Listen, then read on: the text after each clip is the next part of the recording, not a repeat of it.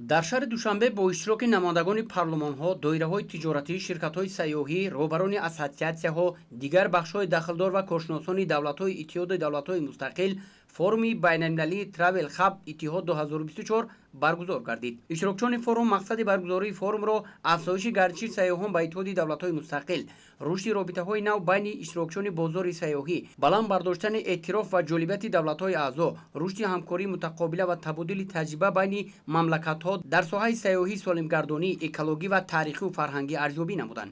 Ёрдамчии президенти ҷумҳурии Тоҷикистон оид ба масъалаҳои иқтисодӣ Неъматулло Ҳикматулло зимни ифтитоҳи форум иброз дошт, ки ҳукумати ҷумҳурии Тоҷикистон ба рушди сайёҳии мамлакат диққати махсус зоҳир менамояд. Бо шарофати истиқлолу озодӣ ва азму талошҳои пайгиронаи президенти мамлакат, соҳаи сайёҳӣ рушди бесобиқа ёфта, зарфияти сайёҳии мамлакат дар минтақа ва ҷаҳон ба таври шоиста муаррифӣ мегардад. таҷриба нишон медиҳад, ки сайёҳӣ давоми даҳсолаҳо новобаста аз буҳронҳои иқтисодию молиявӣ, таҳаввулоти сиёсӣ ва тағйироти иҷтимоӣ бо суръати устувор рушд менамояд. На сегодняшний день Межпарламентская ассамблея делает все возможное, чтобы не только облегчать законодательную работу наших парламентов в наших странах, но и делать ближе наши народы. И туризм на сегодняшний день – это то, что как раз и делает наши народы ближе. Мы узнаем наши страны, мы знакомимся с культурой, с традициями, с архитектурой, с историей наших стран, с гастрономическими особенностями наших стран.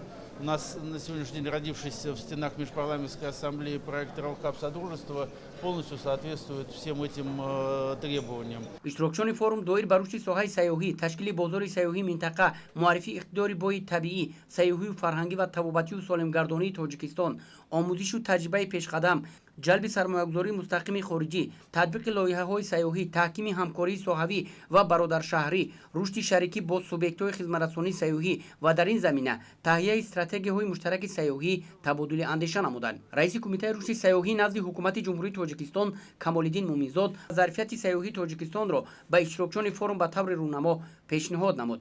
баргузории чунин форумҳо нишонаи он аст, ки соҳаи сайёҳии Тоҷикистон имрӯз дар арсаи байналмилалӣ мақом ва манзилати баланд касб намудааст. Одним из примеров такого мероприятия, мера, можно сказать, служит именно проведение такого рода международных форумов, на полях которого можно презентовать туристический потенциал Таджикистана, обычаи, традиции, культуры.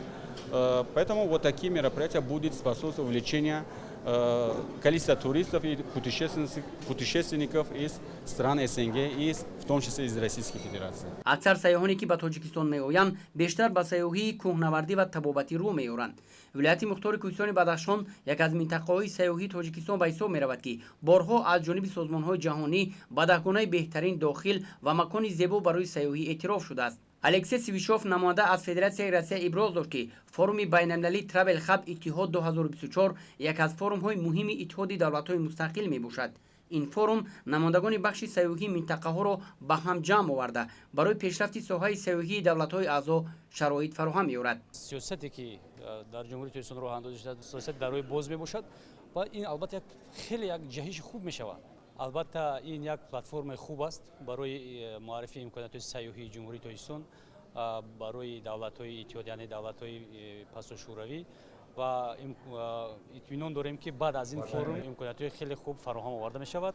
дар самти сайёҳӣ барои саҳм гузоштан дар иқтисоди миллӣ дар сайёҳии туризм, яъне сайёҳӣ саҳми калон мегузорем. ёдовар мешавем, ки форум имсол маротибаи чорум аст, ки баргузор шуда. бори аввал аст, ки дар қолаби берунӣ, яъне дар шаҳри Душанбе доир гардид. Travel Hub Иттиҳод 2024 ҳамчун платформаи муттаҳидсозии намояндагони соҳаи сайёҳии давлатҳои аъзои Иттиҳоди давлатҳои мустақил соли 2019 дар иҷлосияи 23-уми Созмони ҷаҳонии сайёҳӣ, ки дар қасри Таврид, қароргоҳи Ассамблеяи байнипарлумонии Иттиҳоди давлатҳои мустақил баргузор гардид, ташкил шудааст.